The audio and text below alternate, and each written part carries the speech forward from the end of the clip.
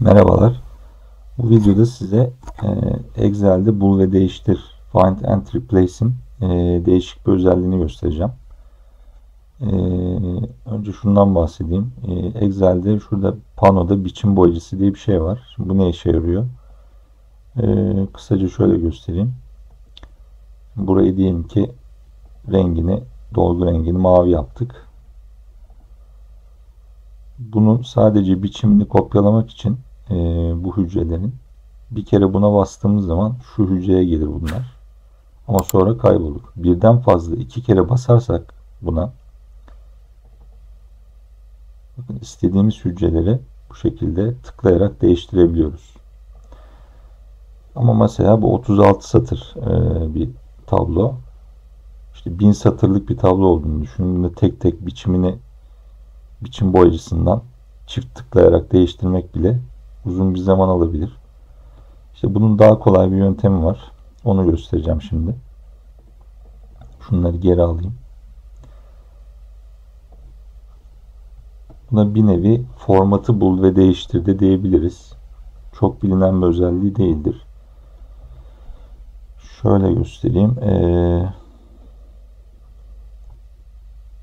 Kısa yolu bu arada Ctrl ve H tuşlarıdır. Bu bul ve değiştirin. Onu da göstereyim. Şurayı yazdım. Ctrl H'ye basalım.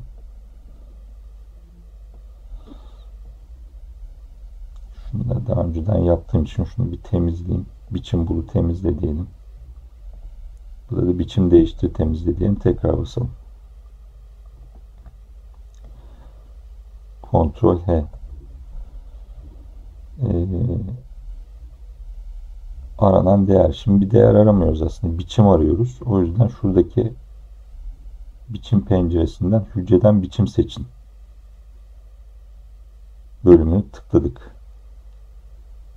Değiştirmek istediğimiz aranan değerimiz bu.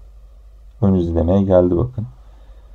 Yeni değerimizde buradaki aynı formata sahip bütün bu sayfadaki hücreleri değiştireceğiz şimdi.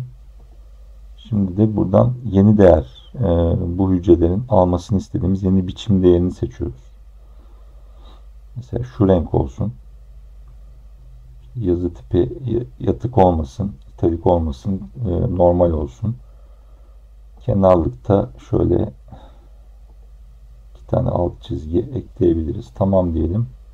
Ve tümünü değiştir burada diyeceğiz. Değiştir demeyeceğiz ki bütün hücreler değişsin.